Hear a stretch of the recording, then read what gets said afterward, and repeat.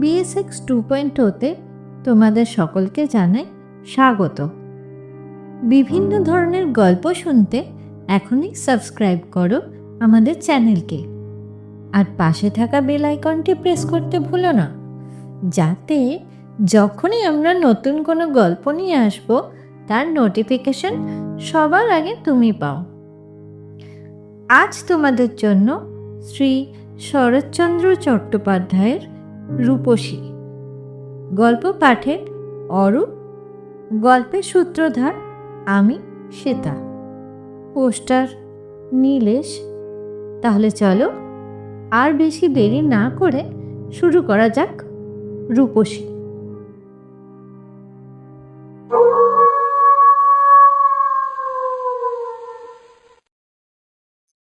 আমি অবিবাহিত এবং অনাত্মীয় যুবক। একটা ছোট বাড়ি ভাড়া করে থাকি এবং দালালি করি। আমাকে বোধহয় ভগবান দালালি করতেই পৃথিবীতে পাঠিয়েছিলেন। পরের জিনিস পরের কাছে বেচে তার ভেতর থেকে 2 পয়সা লাভ করে আমার একান্ত অদ্বৈতবাদী সংসার চলত। নিজের বলে কোনোদিন কোনো জিনিসের প্রতি আমার জোর আকর্ষণ অনুভব করিনি। পৃথিবীর সব জিনিসই আমার কাছে পরের সম্পত্তি, শুধু দালালিটুকুই একমাত্র আমার। এরকম জীবন কাটানোর একটা সুখ হলো এই যে চিন্তা ভাবনা তেমন একটা থাকে না। মানুষের সঙ্গে যার সামাজিক বন্ধন নেই, শুধু টাকার সম্পর্ক, সে হলো মুক্ত। আমিও ছিলাম মুক্ত, তবে একেবারে ঋষির মতো পুরুষ ছিলাম না, হ্যাঁ এমন কথা আমি বলি না। এই জগতে সেরকম লোক কজনই বা আছে।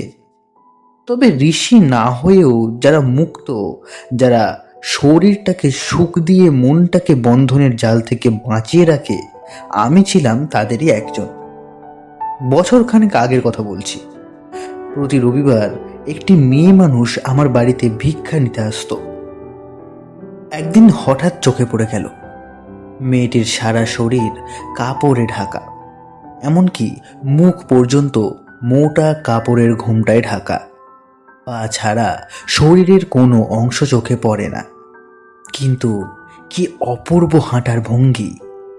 ভরার যৌবন না হলে এমন দর্পিত অথচ ধীর, উজ্জ্বল অথচ সংযত হাঁটার ভঙ্গি হয় না। পাকা ডালিম যেন কাপড়ের বাঁধনের আড়ালে থেকেও নিজের পরিপূর্ণ সৌন্দর্যকে ফুটিয়ে তোলার চেষ্টা করে। তার প্রত্যেকটি অঙ্গ সঞ্চালন যেন তার রুদ্ধ যৌবনের আভাস ইঙ্গিতে প্রকাশ করছিল। আমি তাকে কাছে ডাকলাম।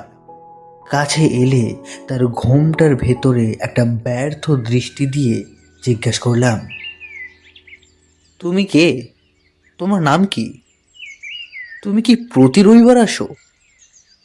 প্রশ্নটা একেবারেই অর্থহীন, কিন্তু যখন ডেকেছি তখন তো কিছু বলা চাই, তাই না? সে ঘাড় নেড়ে প্রশ্নের উত্তর দিল। আমি জিজ্ঞেস করলাম, দেখতে পাচ্ছি তুমি একা আসো, তোমার কি কেউ নেই? সে ঘাড় নেড়ে জবাব দিল, না নেই। কিন্তু তার মুখ দেখার চেষ্টা আমার সফল হলো না। ঘোমটা মুখ থেকে এক চুলও সরল না। আমি একটু ইতস্তত করে জিজ্ঞেস করলাম, "আহ, তোমার বয়স কম বলেই তো মনে হচ্ছে। আচ্ছা বাদ দাও, তুমি আর দরজায় দরজায় ভিক্ষে করে বেরিও না। যখন অভাব হবে আমার কাছে এসো।"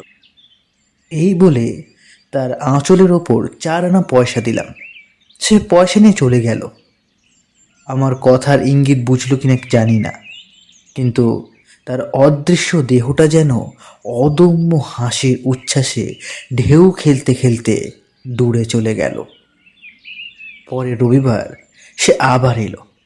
আমি তাকে ঘরের ভেতরে আসতে বললাম। সে এলো না, দরজার কাছেই দাঁড়িয়ে রইল। আমি বললাম, তুমি মুখ খোলো না কেন? কোনো জবাব নেই। সে চুপচাপ দাঁড়িয়ে রইল। আমি তাকে কথা বলানোর জন্য বললাম, তুমি কথা বলো না কেন বলো তো? বোবা বুঝি? ঘোমটার ভেতর থেকে হাসির শব্দ এলো।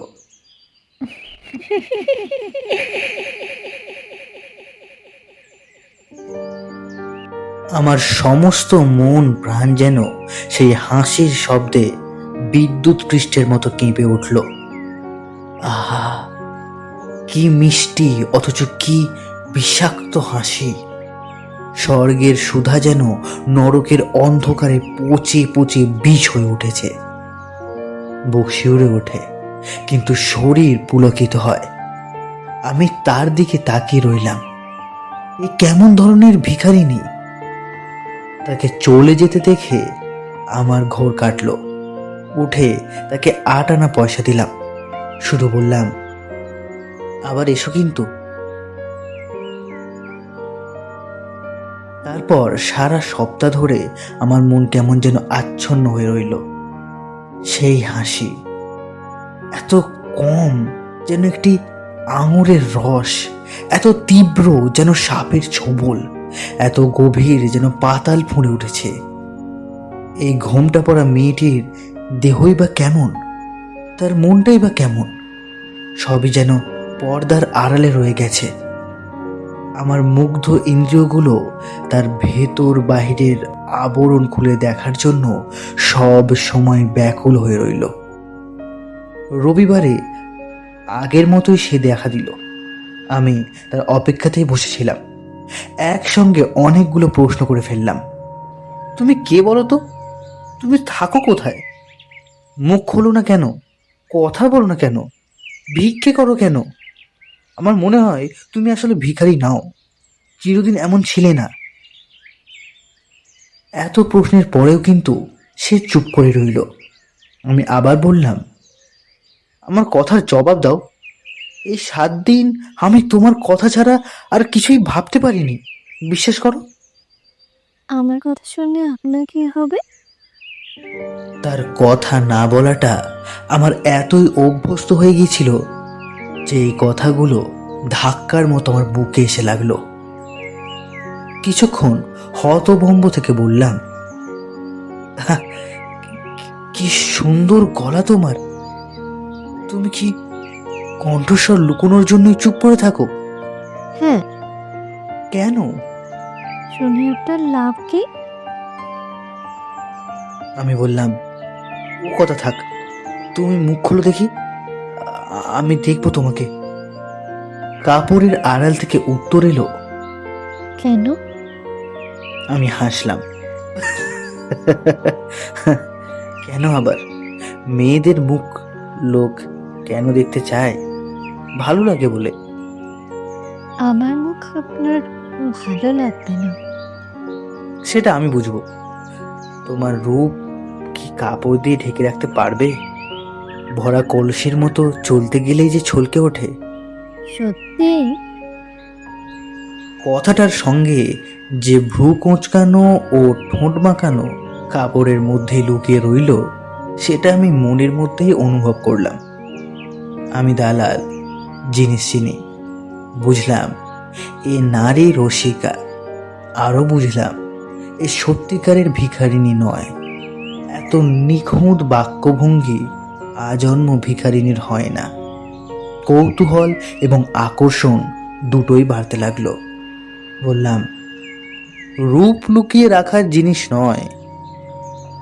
সে কথার কোনো জবাব না দিয়েই বলল, আজ চলি। আমি তাকে একটা টাকা দিয়ে বললাম, অন্তত তোমার নামটা বলে যাও। রূপসী। বলে সে দ্রুত গতিতে চলে গেল। দূর থেকে সেই তীব্র তিক্ত চাপা হাসি আবার শুনতে পেলাম, যা ভালো করে বুঝতে পারা যায় না। তার একটা অদম্য আকর্ষণ থাকে, তার উপর আমার আর একটা টান ছিল। ওই ঘোমটা পড়া মেয়েটির যৌবন, কথায়, কণ্ঠস্বরে, অঙ্গভঙ্গিমায় যতটুকু পেয়েছিলাম, তাতে আমার তৃষ্ণা আরও বেড়ে গিয়েছিল। নারীর যৌবন ও রূপ এতদিন আমার কাছে কেবল কিছুক্ষণের উপভোগ্যের জিনিস ছিল। কোনো বিশেষ একজনের প্রতি আমার কোনো পক্ষপাত ছিল না কোনোদিনও। কিন্তু এই নারী আমাকে আমার সমস্ত সত্তাকে সর্বাঙ্গ দিয়ে টানছিল। আমি স্থির করলাম এবার এলে আমি তাকে মুখ খুলে দেখব, তাকে জানাবো আমার মনের সংকল্প। তবে সে সংকল্প শুনে পাঠকের কাজ নেই। রবিবার যখন সে এলো, তখন প্রথম চোখে পড়ল তার মুখের ওপর ঘুমটার একটা জায়গায় একটু রক্ত শুকিয়ে আছে। আমি জিজ্ঞেস করলাম, ও কি, রক্ত কিসের? মুহূর্তের জন্য সে যেন ভীত হয়ে উঠল, তারপর স্থির হয়ে বলল,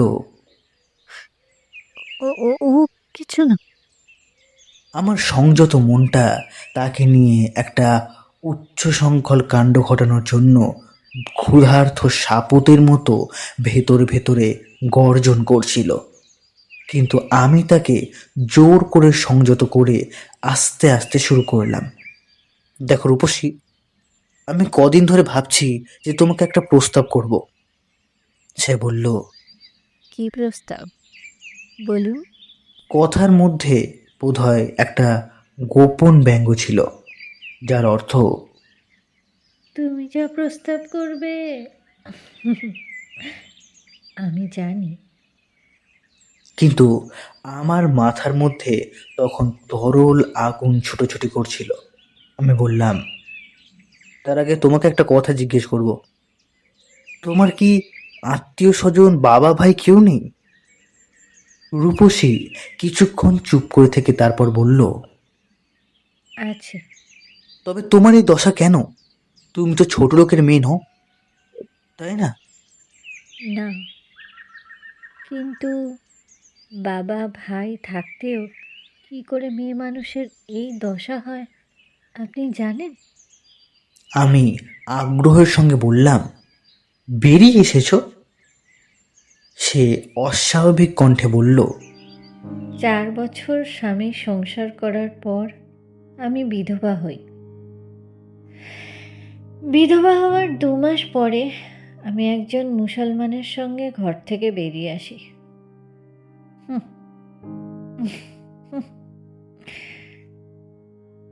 আবার সেই হাসি, তিক্ত মধুর, আমার বুকের মধ্যে মদের মতো ফেনা তুলে উঠতে লাগলো। আমি গা ঝাড়া দিয়ে উঠে বললাম, তবে আর কোনো কথা নেই, তুমি আমার কাছে থাকবে। সে বলল, আমাকে একবার দেখবেন না? আমি দুহাত বাড়িয়ে তার দিকে এগিয়ে গেলাম। সে দ্রুত সরে গিয়ে বলল, আমাকে ছোঁবেন না, আগে দেখুন। এই বলে সে ঘোমটা সরিয়ে মুখ খুলে দাঁড়ালো। অন্ধকারের মধ্যে হঠাৎ তীব্র আলো জ্বলে উঠলে মানুষের চোখ যেমন ধাঁধিয়ে যায়, আমারও তাই হলো। তারপর চোখ পরিষ্কার হলে দেখলাম মুখ নয়, মুখের পরিবর্তে একটা রক্তাক্ত দগদগে ঘা। সেই মুখ কখনো সুন্দর ছিল কিনা বোঝার কোনো উপায় নেই। চোখের নিচের মাংস পচে খসে গেছে, যেখানে নাক ছিল সেখানে কেবল একটা গভীর রক্তবর্ণ গর্ত। ঠোঁট দুটো ফুলে খুব মোটা এবং সাদা হয়ে উঠেছে। গালে ও কপালে রক্তমুখী ব্রণ ফুটে ঘা হওয়ার অপেক্ষায় আছে। এই জীবন্ত বিভীষিকাকে দেখে আমি চিৎকার করে উঠলাম, কুষ্ঠ, কুষ্ঠ, কুষ্ঠ! আর কোনো কথা মুখ দিয়ে বের হলো না। তারপর শরীরের সমস্ত স্নায়ুগুলো যেন নিস্তেজ হয়ে গেল। আমি মুখ ঢেকে মাটিতে বসে পড়লাম। সেই অবস্থায় অর্ধেকটা জ্ঞান হারানো ভাবে শুনলাম, কেমন? এখনো আমাকে চান?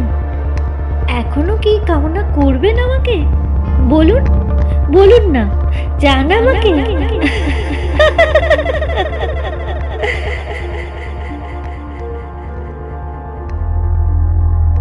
আমি মুখ তুললাম না।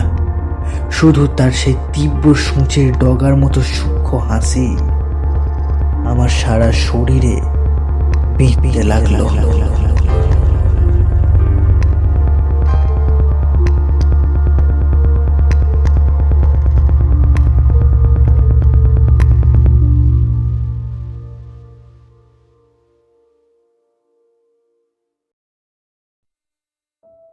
শুনছিলেন রূপসী, রচনা শ্রী শরৎচন্দ্র চট্টোপাধ্যায়। গল্পের সূত্রধার ও রূপসীর ভূমিকায় আমি শ্বেতা। পোস্টার নীলেশ। গল্প পাঠে ও সমগ্র পরিচালনায় অরূপ। কুষ্ঠ একটি রোগ, কোনো অভিশাপ নয়, কোনো পাপ নয়, এবং এটি চিকিৎসাযোগ্য। একজন মানুষের মুখ, শরীর বা রোগ তার মূল্য, তার সম্মান বা তার ভালোবাসার যোগ্যতা নির্ধারণ করে না। এই গল্পে সবথেকে ভয়ের বিষয়টি রোগ নয়, ভয়ের বিষয় হলো আমরা সমাজ হিসেবে কি বিশ্বাস করতে শিখেছি। তাহলে এখনকার মতো বিদায়, ফিরব খুব তাড়াতাড়ি নতুন কোনো গল্প নিয়ে। ততক্ষণের জন্য শুনতে থাকো, সঙ্গে রাখো BSX 2.0 কে। বিদায়।